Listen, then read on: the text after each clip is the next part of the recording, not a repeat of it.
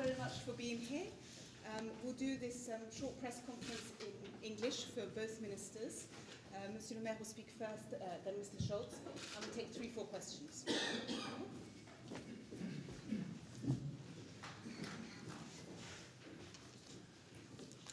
So, ich möchte gern auf Deutsch beginnen für die Hauptsache, und zwar der Geburtstag von Olaf Scholz. So, Scholz, Olaf, für deinen Geburtstag Wein aus Frankreich. Very good. Well, it was a very long night, as expected, and it gave us plenty of time to celebrate Olaf's birthday properly. I said yesterday that we had the possibility of a breakthrough during this Eurogroup. We did it. One point is now taken for granted. There is a Eurozone budget, and it will be operational in 2021. The commitments made by President Macron during his presidential campaign have been met. I really want to thank Olaf Scholz, because this is an achievement for the Eurozone, this is an achievement for Europe, but this is also a major achievement for the Franco-German relationship. We should never forget that the decision taken this morning is based on the Meseberg Agreement of June 2018 and based on the days and nights of negotiation between Olaf Scholz and myself, and I'm grateful to Olaf and to the German government for that. We have also made key progress on all other aspects of Eurozone reform. We reached an agreement on the ESM treaty. This means that we now have a much stronger firewall in case of a crisis.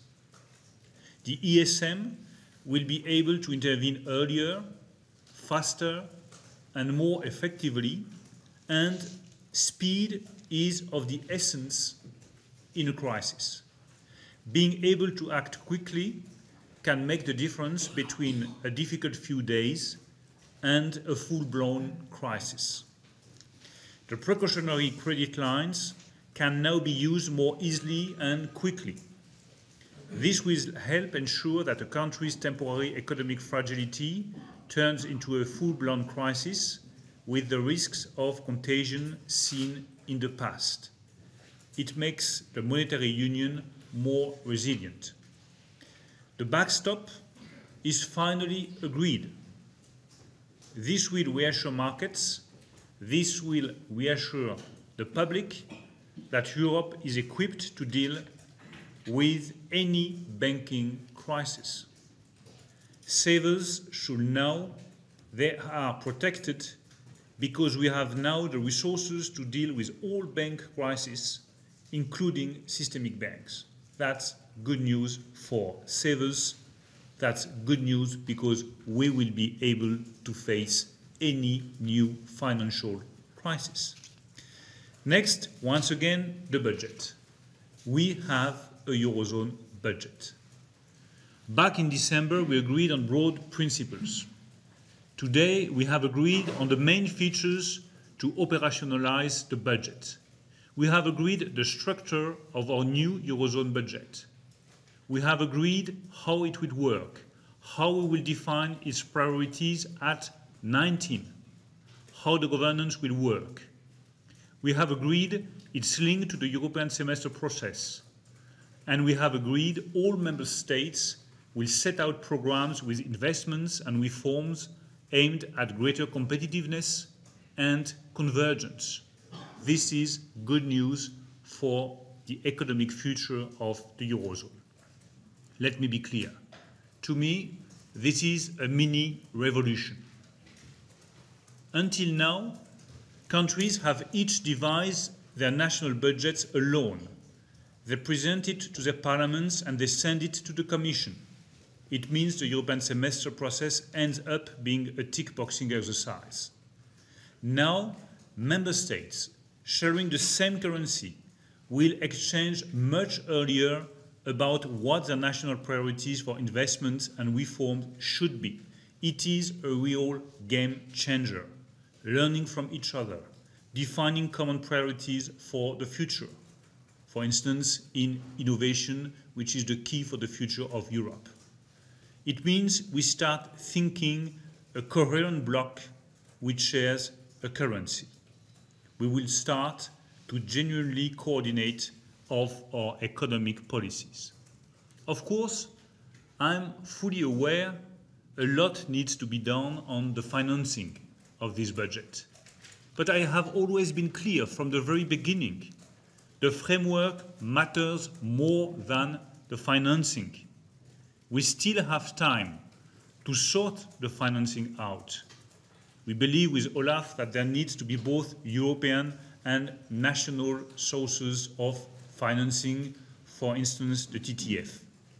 We have kept the options on the table and we will now continue working on that. But it is essential to have both options for revenue to allow the budget to grow over time. The new budget can start small, but we need to give it the potential of growing over time. Today, we have a stronger, a more stable, a more effective Eurozone than yesterday. This is good news for all European people. We had a long night, but we can really say this was not just a night where we discuss up to the morning to get progress in Europe. We got it. It's not just a step, it is a very big jump that has been made by all of us. And I think this is something which is a good news for Europe. We worked very hard on the ESM reform. This is very important for the stability of the banking union. This is very important for the stability of our currency, the euro. And we worked on that very much, and it was necessary. Though a lot of work had been done in the months and weeks before, in the beginning of this week, no one could have expected that we will finish all the work necessary with an agreement about the ESM, which will have to be adopted by many parliaments, which will have to do these jobs in the later of this year and in the next year. And it will be something which is more than 70 pages. And a lot of questions had been solved during the night. So I'm really, really happy that we made this very important step. And if there might be a crisis which has an impact on the banks and the banking union, this will be a completely different scenario than the one we had 10 years ago, because we really worked very hard to do our job in the banking union. My picture is we now had built the house, the roof is already there, something will be done in the next time, but the main and important steps for all the things that we thought in the past that they should be done are done now, and this is really a progress. And if you understand that it is a lot of different countries with a lot of different perspectives, it was really a key question that anyone was willing and ready to compromise. For us, it was important that we could launch all the questions into the agreement which we proposed when we started with this question in the last year. And for instance, it's absolutely clear that there is more stability and that all the questions of eligibility, for instance, to the instruments which we have are put down into the treaty that will have to be changed, and this makes it more safe and is very important for the debate we will have in the next time when we discuss this with our parliament. Big progress for Europe. This is so also for the Eurozone budget. I very much agree with my friend Bruno that we were successful in bringing this forward, and we now reach the settlement for what has to be done, and we will have to do the next work together with the ongoing debate on the next multi-annual financial framework for the European Union, which will start together with this Eurozone budget in 2021. So now the things are in line. It was our main task to get where we got yesterday and this morning, because getting there, it makes it feasible to have the next steps on agreements about the multi-annual financial framework. We could not manage to draw this budget without knowing how the Eurozone budget will be formed and how it will be linked to this whole budget. But now this is done, and we can bring the two things together. Our view is that we should be successful not just with the Eurozone budget, but also with the whole budget and the framework for the next years during this year. And if this is possible, the Eurozone budget is prepared for doing so.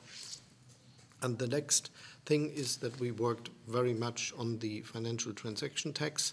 The enhanced cooperation between the states involved is still making a lot of progress. We agreed again that we will follow the French model of taxing stocks in this field. And this is now an agreement we reached for many meetings, and it was very important to have it again because a lot of government change are in a transmission process, and we want to draw something which will be stable, though we know that sometimes in countries governments change. But now we have this special situation. We also have a special situation with the Austrian presidency of this enhanced cooperation with a government in between. But I think it is the good message that anyone sticks to what we said before. We will follow the financial transaction tax model that has been drawn in France and which is not a practical reality. We are now working on the technical solutions for that. We are working very hard on the judicial tax which is necessary for doing this later. And we are now at the last things to be done. It is more or less something that can be closed during the next weeks. And this, I think, is also a good progress. And we were now the first time able to get a path how we can do a certain way of mutualization. Germany and France are absolutely clear about the fact that having this enhanced cooperation and having very different economic situations and very different stock markets in all the countries involved, it is absolutely necessary that we do something which makes it easier for small countries with a little expectation of revenues they could take, that this makes sense for them as well. And so we put a proposal to all the others how this could be done, and it looks like that we will get a solution which is following this proposal in the next weeks as well. So this is nearly to be successful also this year, and we must be very, very we must hurry up as we do, because my aim is, as someone who has not the text today, to implement it in 2021. And doing so, we must start with the legislation procedure very early and all the technical work that has to be done. But now I can say this is highly likely that we reach this aim, and this is also a good progress. So altogether, a good message for Europe. In a time after where this is a good sign. We had this was not asked for. It's not to dramatize what I said. But it is a very good sign after the European elections that we show Europe is making progress. And this is what we did with all the three things we spoke about. Thank you.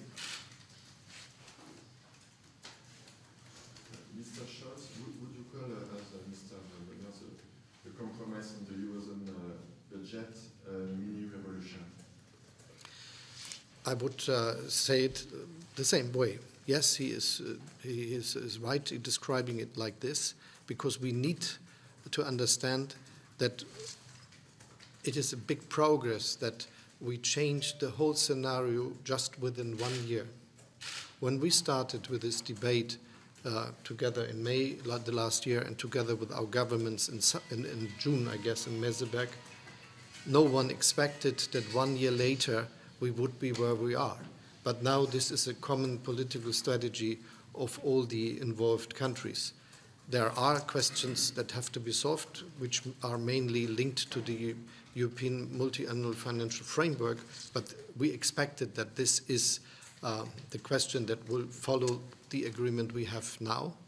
And it was our aim that we get here, because if not, we could not continue with success in the debate on the multi-annual financial framework. We need the picture of the Eurozone budget for getting there. So yes, I do underline very much what Bruno said. Is it fair to say that the Eurozone budget will be finalized during the German presidency in the EU, and are you prepared for that? And Mr. Maire, size does matter, said Mario Centeno. Size does matter concerning the budget. Did you discuss size? What are your expectations for the size?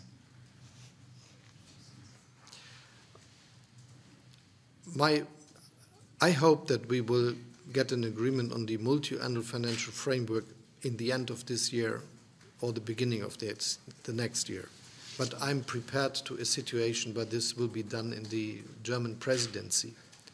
But for getting there, our expectation and my expectation is that we will have the final agreement on the question how this Eurozone budget should be drawn during the debate of this year, because this is helping all the procedures which are quite always quite difficult. Legislation is something where you have to do a lot and then it takes time. But yes, we are prepared to do all the things necessary during our presidency, and we are happy to have this task. I've been always very clear on your question. The framework is of the essence. We need a solid framework and a solid basis for the Eurozone budget, and we got it. Size, it will depend on the decisions that we will take in the future.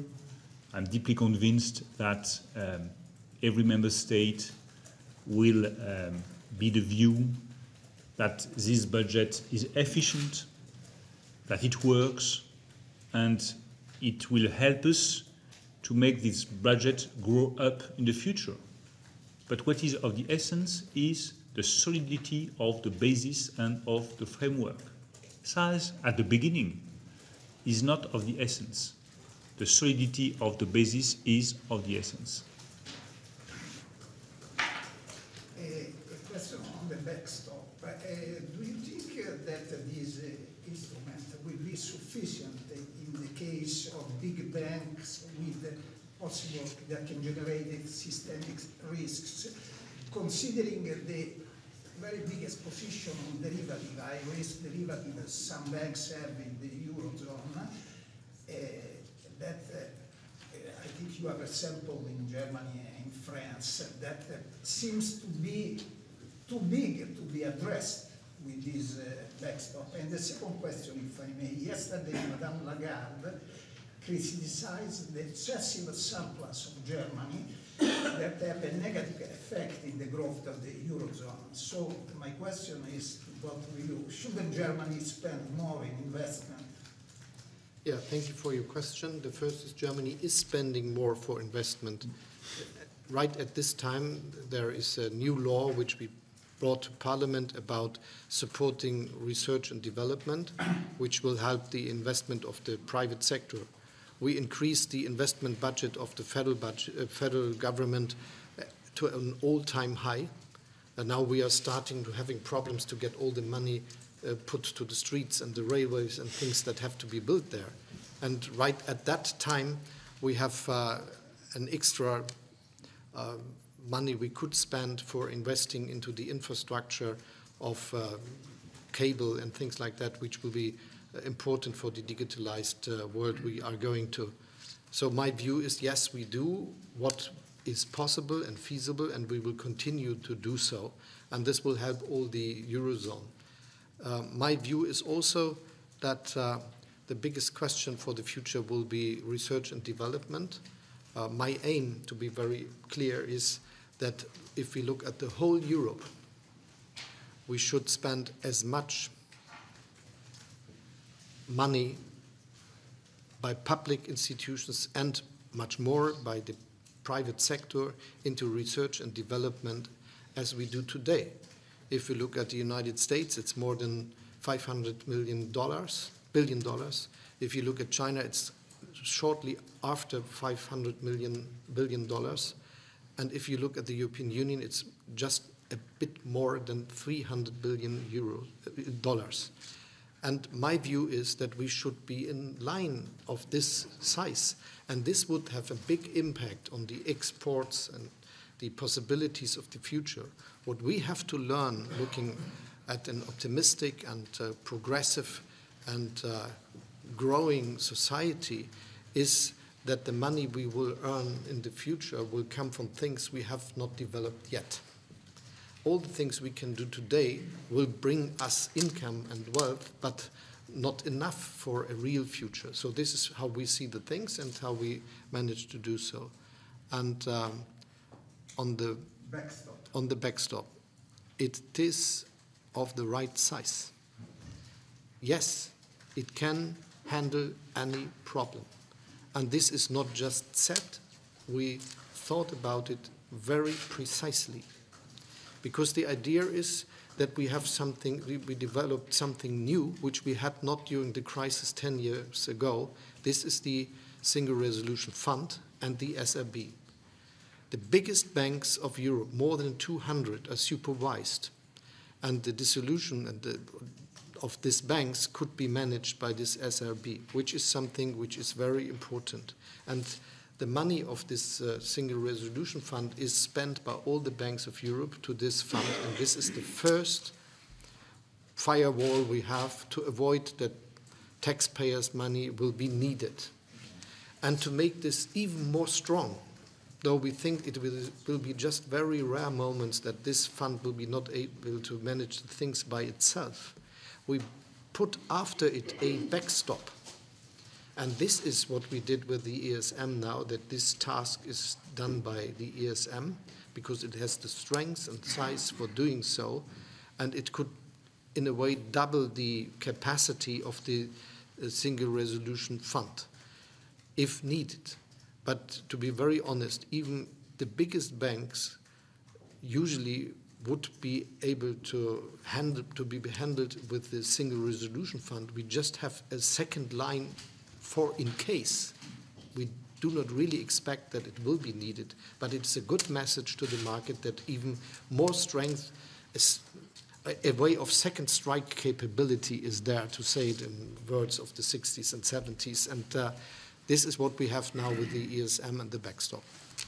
Last question. Final question. Question on Italy, if possible.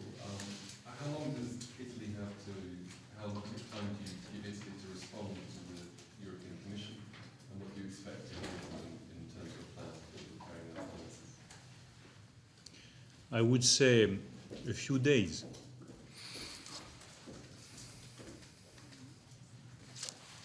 The Commission has raised its hand to Italy.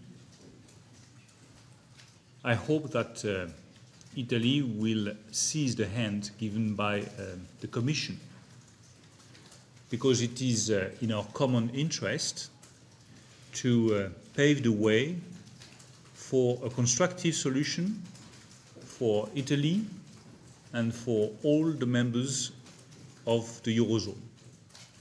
So I really hope that Italy will seize the hand given by the Commission and take the appropriate steps to alleviate the current difficulties. Vielleicht gestatten Sie mir noch zum Schluss eine Bemerkung auf Deutsch. Schönen Dank für das Geburtstagsgeschenk. Danke.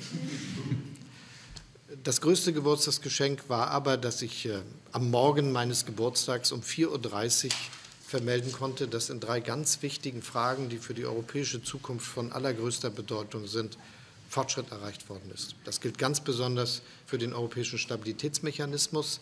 Niemand hätte erwartet, dass wir das hinbekommen.